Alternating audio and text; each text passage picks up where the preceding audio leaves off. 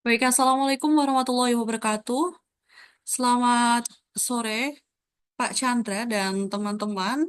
Di sini kami dari kelompok 5 akan mempresentasikan hasil diskusi dari kami. Untuk tema hari ini yaitu gamification strategy. Langsung saja ke slide selanjutnya.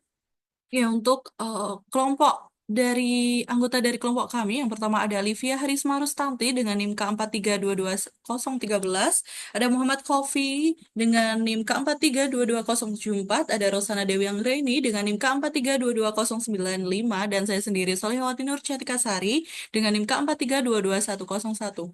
Langsung saja, untuk pembahasan pertama kepada presenter yang bertugas, kami persilahkan. Pentingnya manpower planning dalam tim development. Jadi perencanaan tenaga kerja atau manpower planning merupakan salah satu fungsi strategis yang sangat penting dalam suatu organisasi karena memastikan bahwa sumber daya manusia yang tersedia sesuai dengan kebutuhan dari segi jumlah maupun kompetensi. Dalam konteks tim pengembangan produk atau layanan, fungsi ini menjadi semakin krusial karena tim tersebut bekerja dalam tekanan waktu yang tinggi dan dituntut menghasilkan produk berkualitas. Oleh karena itu, setiap anggota harus memiliki keahlian yang spesifik dan mendalam. Sebagai contoh, dalam proyek gamifikasi, dibutuhkan perencanaan yang terstruktur melibatkan berbagai disiplin ilmu. Jika perencanaan tenaga kerja tidak dilakukan dengan baik, maka risiko keterlambatan proyek dan penurunan hasil sangat besar. Nah, kemudian definisi gamifikasi model perencanaan menurut CAP dan Purdue University. Jadi, gamifikasi didefinisikan sebagai suatu pendekatan yang menggabungkan elemen-elemen permainan ke dalam konteks non-permainan seperti pendidikan atau pelatihan. Proses pengembangan gamifikasi yang efektif membutuhkan tim lintas disiplin dengan berbagai keahlian teknis dan non-teknis. Menurut CAP 2012 mengemukakan sebuah model perencanaan tenaga kerja yang dirancang khusus untuk proyek gamifikasi. Model ini membagi tim ke dalam 10 kelompok peran utama, yakni manajer proyek, perancang permainan instruksional, ahli materi, seniman visual, teknisi musik dan suara, animator, perancang level, pemrogram, perwakilan teknologi informasi, dan perwakilan peserta didik. Sedangkan Purdue University juga mengusulkan model perencanaan tenaga kerja untuk pengembangan permainan edukatif dengan struktur yang lebih ringkas, namun tetap komprehensif, yang meliputi ahli materi, perancang instruksional, perancang permainan, pemrogram, seniman, dan yang terakhir adalah didaktik teknis. Dalam pengembangan gamifikasi untuk pembelajaran, terdapat beberapa peran penting yang saling bekerja sama sesuai keahliannya masing-masing. Nah, ada tim ideal menurut CAP pada tahun 2012. Yang pertama ada project manager. Nah, manajer project itu memiliki peran penting dalam keberhasilan proyek gamifikasi. Ia bertanggung jawab untuk mengatur dan mengawasi semua tahapan dalam proyek, mulai dari perencanaan hingga evaluasi akhir.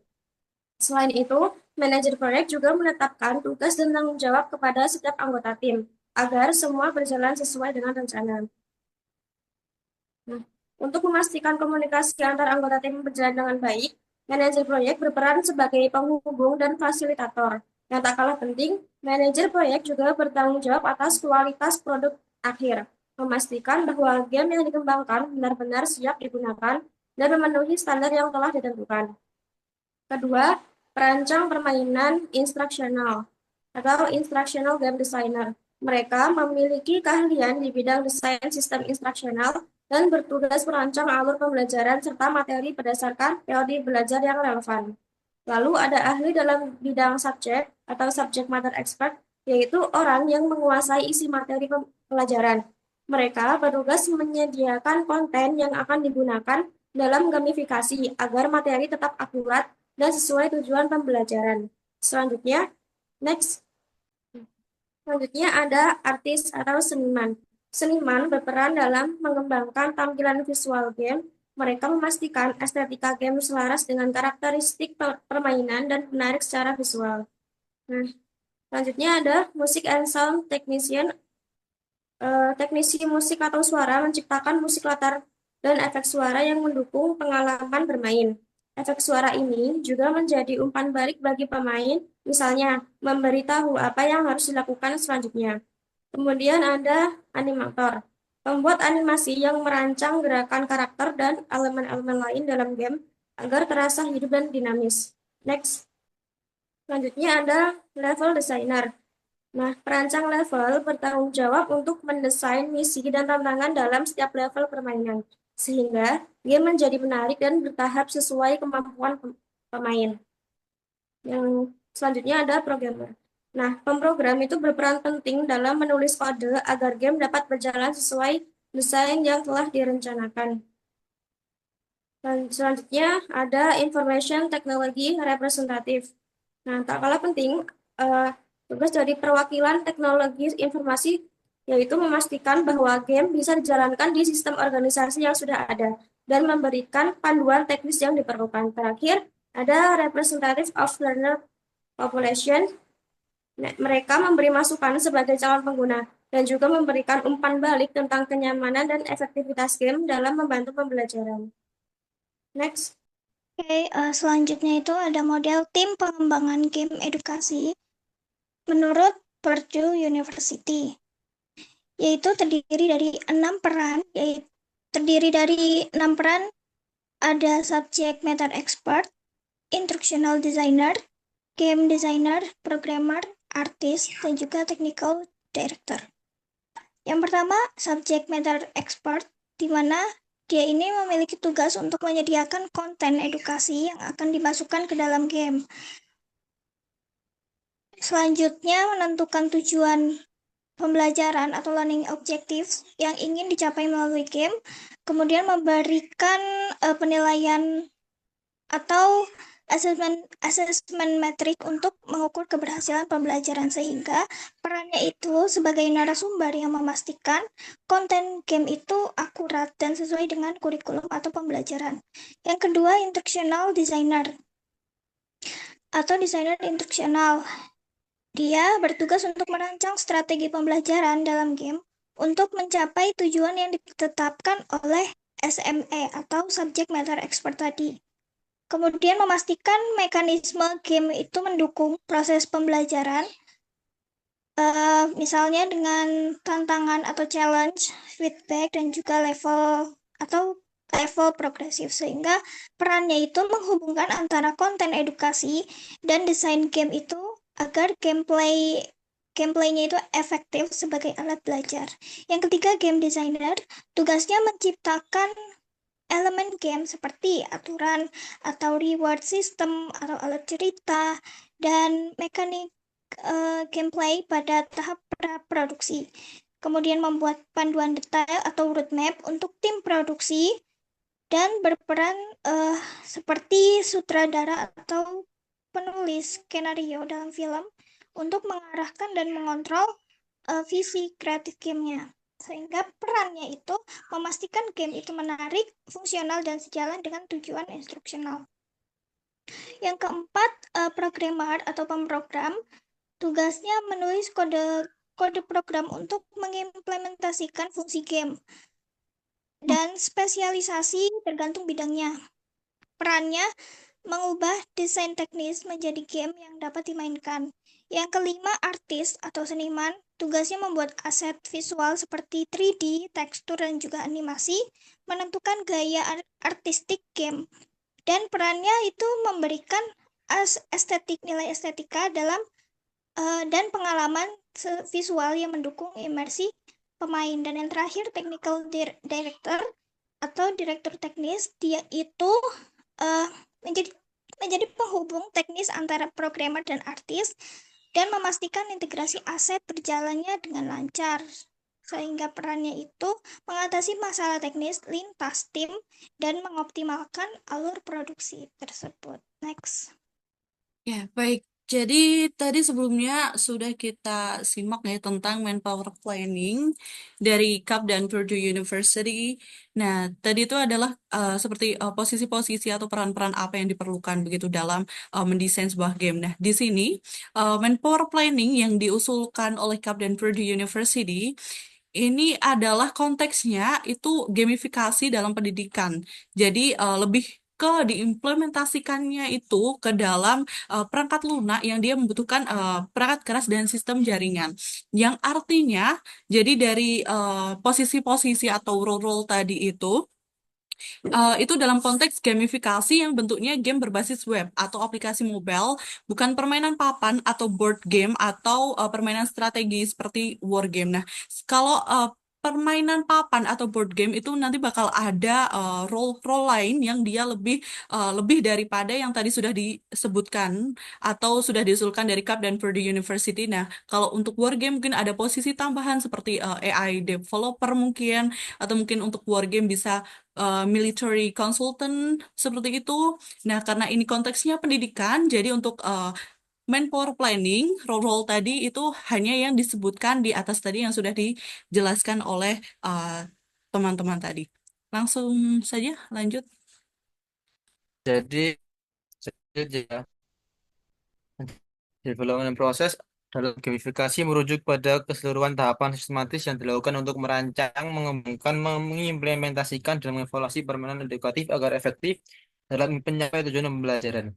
Nah, proses ini tidak hanya menitik beratkan pada aspek teknis dan estetika permainan, namun juga mengintegrasikan prinsip-prinsip desain instruksional agar pengalaman belajar yang dihasilkan benar-benar bermakna bagi peserta didik.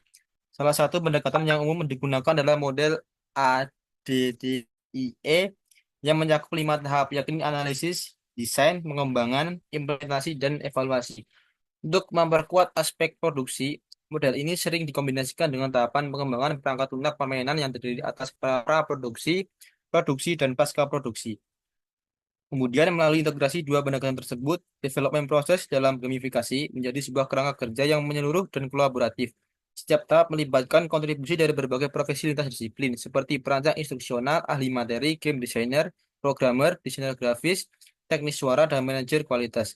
Kerjasama tim yang solid sangat diperlukan untuk memastikan bahwa produk gamifikasi tidak hanya menarik dan menyenangkan, tetapi juga relevan dengan tujuan pembelajaran sesuai dengan karakteristik peserta didik, serta mampu meningkatkan motivasi dan keterlibatan mereka dalam proses pembelajaran. Lalu kita bahas mengenai model EDI. Nah, model EDI itu adalah model pengembangan pembelajaran yang terdiri dari 5 tahap, yaitu tahap analisis, desain, pengembangan, implementasi, dan evaluasi. Nah, model ini awalnya dikembangkan oleh Angkatan Darat Amerika Serikat dan telah mengalami perkembangan seiring waktu. Yang pertama, kita bahas mengenai tahap analisis. Nah, di tahap ini, kita mencari tahu masalah apa yang sedang terjadi dan apa yang dibutuhkan oleh peserta didik. Nah, contohnya, misal guru menemukan bahwa banyak siswa kelas 10 belum memahami konsep ekosistem dengan baik. Setelah ditelusuri, ternyata penyampaian materi selama ini terlalu teoritis dan minim visualisasi. Maka dibutuhkan media pembelajaran yang lebih menarik. Kedua, tahap desain. Setelah tahu masalahnya, perancang pembelajaran mulai menyusun rencana. Ini termasuk merumuskan tujuan pembelajaran, menentukan materi apa yang disampaikan dan bagaimana cara penyampaiannya. Contoh, perancang memutuskan untuk membuat game edukatif tentang ekosistem dengan tujuan agar siswa bisa mengenal interaksi antara makhluk hidup dan lingkungannya. Nah, game itu akan memuat simulasi rantai makanan dan kuis interaktif. Next, yang ketiga ada tahap pengembangan. Tahap ini adalah proses membuat atau membangun media pembelajarannya berdasarkan desain yang sudah dibuat. Contoh, tim mulai membuat gamenya. Nah, timnya itu merancang karakter hewan dan tumbuhan, membuat ilustrasi hutan, dan menyusun soal kuis dalam game. Mereka juga membuat panduan penggunaan untuk guru dan siswa. Yang keempat, ada tahap implementasi. Pada tahap ini, media pembelajaran yang sudah jadi kemudian digunakan dalam kegiatan belajar mengajar. Contohnya, tadi pada game ekosistem digunakan dalam pelajaran IPA kelas 10. Siswa bermain sambil belajar memahami rantai makanan dan interaksi antar makhluk hidup. Yang terakhir ada tahap evaluasi. Setelah pembelajaran berlangsung, perlu dilakukan evaluasi untuk melihat efektivitas media yang digunakan.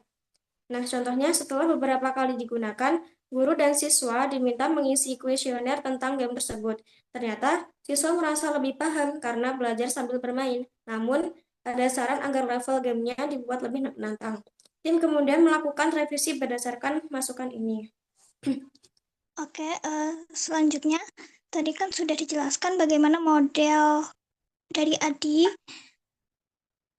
Sekarang kita bahas bagaimana 5 fase menurut Purdue University atau The Gamification development process. Itu yang pertama ada gamification target analysis, kemudian yang kedua gamification element design, development, deployment and implementation, dan yang terakhir evaluation and improvement. Oke, di situ yang pertama gamification target analysis. Yang pertama itu instructional objective identification. Jadi kita akan menemukan dan mengidentifikasi tujuan instruksionalnya. Tujuan instruksional itu atau tujuan pembelajaran itu harus spesifik berdasarkan kebutuhan pembelajaran atau kesenjangan kinerja. Tujuan instruksional itu bisa mencakup A, B, C, D, atau A itu sebagai audiensnya, siapa yang akan belajar dan melakukan tugas, kemudian yang B, behavior atau apa yang dapat dilakukan peserta didik atau apa yang harus kita amati. Dan yang ketiga itu C, condition, kondisi di mana saat peserta didik itu akan melaksanakan tugas. Dan yang terakhir D, degree, itu merupakan tingkat penguasaan yang diharapkan. Yang kedua itu cakupan gamifikasi atau definition of gamification scope. Dia itu bisa bersifat sempit atau fokus pada satu aspek dan juga bersifat luas. Itu bisa mencakup semua aktivitas dalam pembelajaran. Dan yang terakhir, dari target analisis itu kita akan menganalisis bagaimana karakteristik dari peserta didik. Instructional designer itu menganalisis bagaimana karakteristik populasi peserta didik berupa pengalaman bermain game dan juga tipe pemain. Pengalaman bermain itu membantu memahami perspektif keseruan atau kesenangan yang disukai oleh peserta didik. Terdapat model Plex itu akan menggabungkan 20 perspektif dalam permainan atau dalam keseruannya yang terdiri dari captivation, challenge, completion, competition, dan lain-lain. Dan selain itu, selain dari 20 perspektif itu, juga bisa mengidentifikasi jenis pemain game tersebut, yaitu terdiri dari 8 jenis yang bisa dikategorikan, terdiri dari graveyard, opportunities, kemudian networker, scientist, politician, planner, friend, dan juga hacker battle. Next. Baik, saya lanjut ya untuk gamification dalam desain.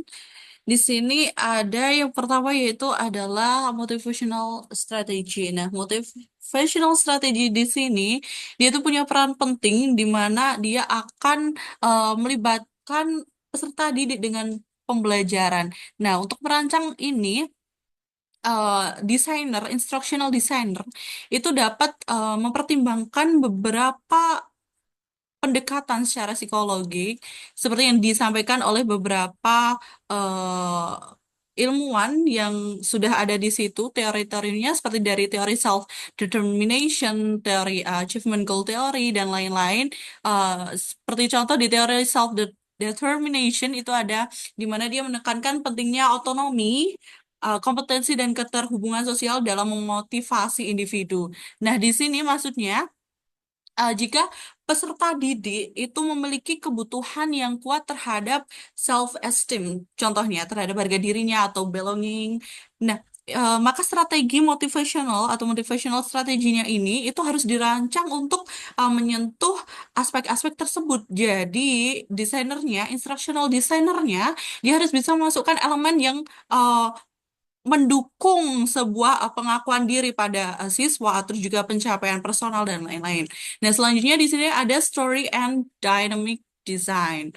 Nah, untuk story and dynamic design di sini dia lebih ke bagaimana menyusun alur dasar cerita yang kuat. Nah, salah satu cara efektif di sini adalah dengan meninjau kembali model Hero's Journey dengan 12 tahap yang ini sepertinya sudah disampaikan di pertemuan sebelumnya. Nah, di sini beberapa di antaranya itu ada tantangan awal, ada perjalanan, ada konflik, ada penyelesaian, dan di mana dalam menyusun cerita ini, instructional designer ini perlu mempertimbangkan jenis kesenangan yang bakal dicari oleh pemain, begitu seperti nanti adanya eksplorasi, ada tantangan, ada uh, kerja dalam tim, dan lain-lain. Lanjut. Baik, kami lanjutkan untuk gamification element design. Untuk poin selanjutnya yaitu di mechanic design. Nah, untuk mechanic design ini tujuan utamanya yakni adalah untuk merancang alur cerita dinamika permainan secara lebih detail, di mana dia eh, tugasnya, fungsinya yaitu untuk menyajikannya dalam format yang dapat dipahami dan digunakan oleh seluruh anggota tim pengembangnya. Nah, untuk elemen-elemen dari mekanik gamification ini, ini akan membantu proses pengembangan agar tetap konsisten dengan tujuan pembelajaran dan pengalaman pengguna yang diinginkan.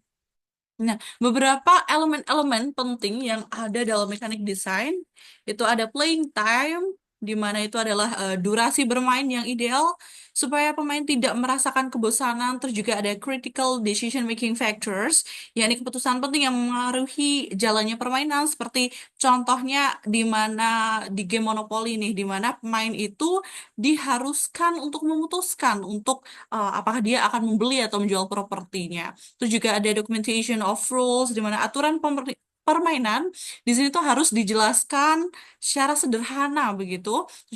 Terus juga ada stakes, risk, and rewards, yaitu adanya risiko, adanya penghargaan, adanya imbalan begitu kepada pemain setelah dia menyelesaikan tantangannya. Terus juga ada luck versus strategy, di mana dia yaitu adalah keseimbangan antara keberuntungan atau strategi. Terus juga ada feedback, yaitu umpan balik ya, yang diberikan kepada pemain tentang kemajuan atau hasil dia bermain begitu. Terus juga ada catch up features, di mana pemain ini yang dia tertinggal begitu, dia itu bisa menyusul lagi agar permainan itu lebih kompetitif dan lebih menarik. Terus juga ada meeting general anticipation and expectation, di mana dia eh, untuk menjaga struktur elemen permainan ini tetap familiar begitu bagi pemain dan tidak terlalu eksperimental. Nah, di sini juga ada reward, salary, reselling, purchase, dan lain-lain. Kita lanjut. Nah, di sini ada contoh penerapan komponen mekanik design. Nah, di sini ada contohnya, yaitu dari game SimCity Build It, di mana virtual economy itu dapat dibangun dalam game berdasarkan prinsip sistem ekonomi yang ada begitu dalam dunia nyata. Nah, ekonomi virtual ini seringkali mencakup sistem barter, pemberian hadiah, atau bahkan uang virtual. Nah, di sini ada contoh dari tadi kan elemen-elemennya ada banyak tuh. Nah, di sini ada reward contohnya di game SimCity Build. Uang virtual begitu itu dapat diberikan kepada pemain yang berhasil menyelesaikan misi atau tugas tertentu. Nah, di mana contohnya di sini ada di samping begitu ya di SimCity Build It. eh, Pemain yang menyelesaikan misi membangun Parisian building atau membangun suatu kota tertentu, bangunan tertentu, dia akan mendapatkan reward berupa eh, peningkatan populasi, terus juga dapat mata uang virtual, terus juga ada point level. Lanjut. Oke, terus juga tadi masih ada beberapa elemen. Di sini ada salary, di mana pemain dapat dibayar dengan uang virtual setelah masuk dalam game atau bermain dalam periode tertentu. Ini juga untuk salary ini ada di game SimCity Build It, terus juga di game-game yang lainnya seperti kayak game farming begitu ada banyak sekali ya konsep dari salary di sini. Terus juga ada reselling, di mana pemain menjual barang virtual melalui toko dalam game, Dan mereka dapat menerima uang virtual juga. Contohnya dalam SimCity Build It, setiap pemain dapat menjual barang virtual melalui Global Trade HQ dan Trade Depot, di mana pemain dapat menjual barang surplus dan mendapatkan keuntungan dari penjualan barang dengan harga lebih tinggi daripada harga beli. Terus juga di sini ada purchase, di mana pemain dapat membeli uang virtual untuk game dengan uang sungguhan. Nah, dalam SimCity Build It, pemain dapat membeli SimCast dengan uang yang nyata. Ini mungkin konsep top up game ya, yang banyak ada banyak begitu, ada banyak game yang menerapkan konsep dari purchase ini di mana eh, pemain itu menggunakan uang nyata begitu untuk membeli beberapa komponen-komponen yang ada pada dalam game. Lanjut. Nah, izin masuk ya. Jadi untuk tahap development itu, jadi development atau fase pengembangan bertujuan untuk menghasilkan permainan yang dapat dimainkan secara nyata berdasarkan perencanaan yang telah disusun. Nah, langkah pertama dalam fase ini adalah menentukan jenis permainan yang akan dikembangkan, seperti permainan digital atau game software atau permainan physical game. Nah, jadi proses pengembangan itu akan berbeda tergantung pada jenis permainan yang dipilih. Jadi ada dua kelompok ya, game software dan physical game. Nah, pada pengembangan game software, kegiatan utama yang harus dilakukan pertama adalah coding. Proses ini melibatkan pembuatan sistem logika dan mekanisme permainan dalam bentuk kode pemrograman. Yang kedua adalah pengembangan grafik atau suara, audio. Nah, komponen visual dan audio menjadi elemen penting dalam menciptakan pengalaman bermain yang menarik bagi audiens. Selain itu, terdapat kegiatan tambahan atau opsional berupa pengembangan alat atau tool development. Nah, termasuk pembuatan atau penggunaan perangkat bantu yang mendukung proses pengembangan game. Dalam banyak kasus, game software perlu diintegrasikan dengan sistem yang telah dimiliki oleh klien. Contohnya, jika permainan dikembangkan untuk mendukung pembelajaran akuntansi di suatu negara bagian, maka game tersebut mungkin perlu diintegrasikan dengan sistem manajemen pembelajaran atau LMS yang telah digunakan di wilayah tersebut. Oleh karena itu, dukungan dari pihak teknologi informasi klien sangat penting. Nah, dukungan tersebut mencakup yang pertama klasifikasi data yang dapat diakses, yang kedua otorisasi akses data, yang ketiga pengolahan keamanan dan resiko, yang keempat penyediaan API untuk migrasi dan integrasi, dan yang terakhir penanganan masalah akibat kegagalan sistem. Setelah game selesai dikembangkan, penting untuk menjalani proses pengujian dalam dua tahap, yakni uji alfa dan uji beta. Uji alfa dapat dilakukan dalam tim proyek internal, sedangkan uji beta baliknya melibatkan perwakilan dari populasi pengguna sasaran. Yang kedua, pengembangan permainan fisik. Dalam konteks permainan fisik atau physical game, seperti board game, proses pengembangan memiliki pendekatan yang berbeda, yakni yang pertama pengembangan alat atau tool development, yang mana yang kedua penyusunan komponen permainan secara fisik seperti papan, kartu, atau token. Kemudian produksi grafik, merancang tampilan visual dari elemen permainan agar menarik dan informatif. Kemudian kegiatan proporsional, maaf, opsional dalam pengembangan permainan fisik, yakni meliputi pengembangan suara, audio. Nah, elemen ini dapat digunakan untuk meningkatkan pengalaman bermain, meskipun tidak selalu diperlukan.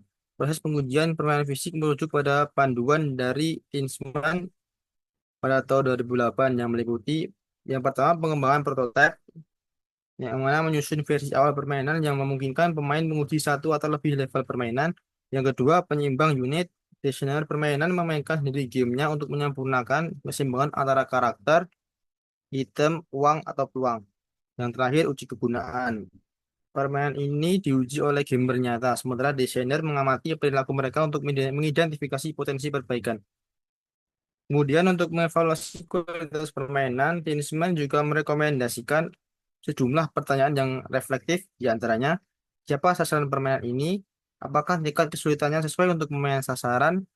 Apakah aturan permainan mudah dipahami? Apakah pemain perlu menyiapkan sesuatu sebelum mulai bermain?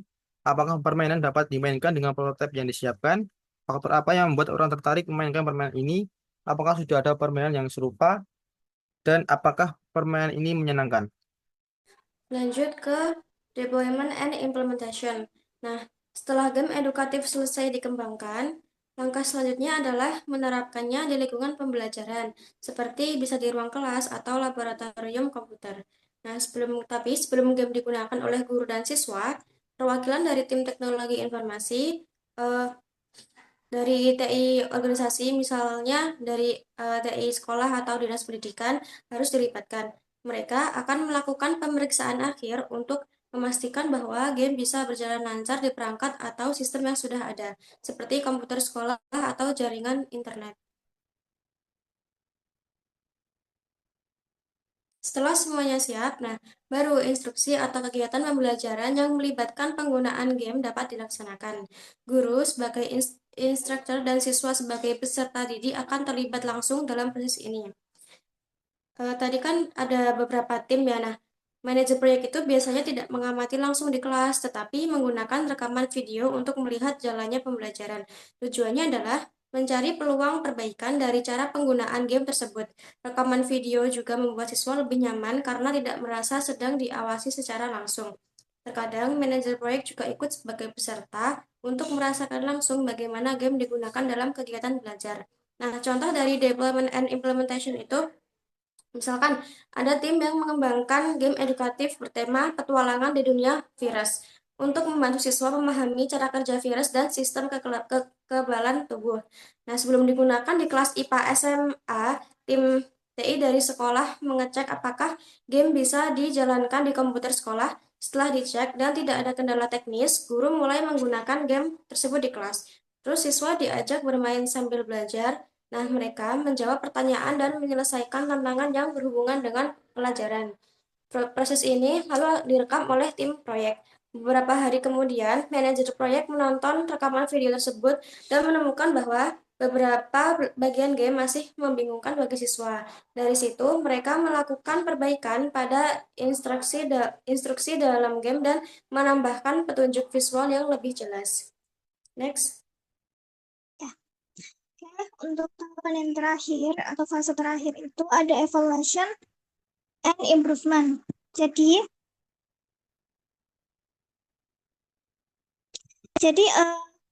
evaluasi dalam proyek gamifikasi itu bertujuan untuk mengukur, menganalisis, dan menginterpretasikan perilaku serta kinerja peserta didik.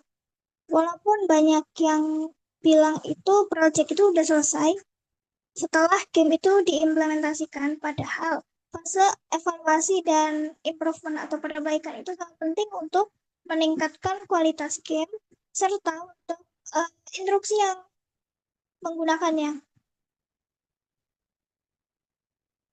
Fitur analisis pada platform gamifikasi menurut Tukan dan Sok tahun 2013 itu memungkinkan instruktur dan fasilitator itu bisa memantau partisipasi siswa termasuk dari waktu, frekuensi, dan durasi partisipasi serta jumlah misi atau tujuan level yang diselesaikan. Tapi data ini itu sulit digunakan untuk menilai capaian belajarnya siswa.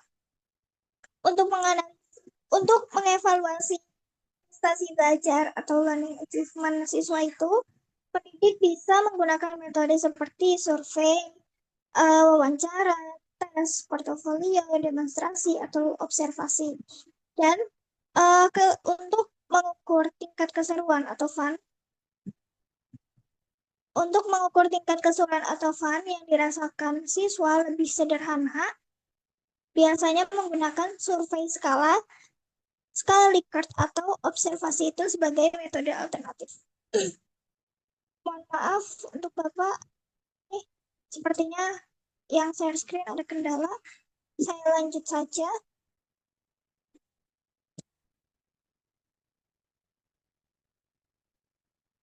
Setelah dari evaluasi itu ada improvement. Nah, di sini ada gambar kuadran hasil dari penerapan gamifikasi dalam pembelajaran. Itu terdiri dari dua kriteria, yaitu fun atau kesenangan dan juga learning performance atau kebermanfaatan dalam pembelajaran. Yang pertama ada not fun and not worth learning. Ketika instruksi gagal menarik minat atau relevan, peserta didik itu akan kehilangan motivasi dan minat, terutama pada pelajaran berikutnya. Nah, dalam kasus ini, proses pengembangan itu harus dievaluasi kembali dan revisi perlu dilakukan. Yang kedua, word learning but not fun. Peserta didik tidak dapat membedakan instruksi berbasis gamifikasi dengan metode tradisional. Untuk mengatasi masalah ini, tim proyek itu bisa memperbaiki dinamika dan mekanika gamenya yang digunakan agar elemen gamifikasi itu memberikan nilai tambah dan meningkatkan keterlibatan. Yang ketiga, fun but not worth learning. Jika instruksi menghibur tetapi kurang secara pendidikan, desain instruksional atau instructional designer itu harus ditinjau ulang kembali dan integrasi yang buruk antara mekanika game dan tujuan pembelajarannya itu seringkali menjadi penyebab dari masalah ini. Dan yang terakhir, fun and learning ini menjadi hasil yang ideal di mana peserta didik itu akan menemukan instruksi yang menyenangkan sekaligus mendidik sehingga meningkatkan motivasi, keterlibatan, dan juga pencapaian pembelajaran secara efektif. Itu saja yang bisa kami jelaskan. Saya kembalikan kepada moderator. Terima kasih. Baik, terima kasih kepada semua presenter yang sudah menjelaskan materi pada sesi kali ini. Ya begitu Bapak, presentasi dari kami yang membahas tentang gamification strategy. Untuk selanjutnya, untuk teman-teman semua yang ingin berdiskusi lebih tentang materi yang kami sampaikan atau ingin bertanya, nanti bisa bergabung ya di sesi diskusi di Spada, begitu sesuai instruksi dari Bapak Chandra. Ya, saya selaku moderator kurang lebihnya mohon maaf. Wassalamualaikum warahmatullahi wabarakatuh.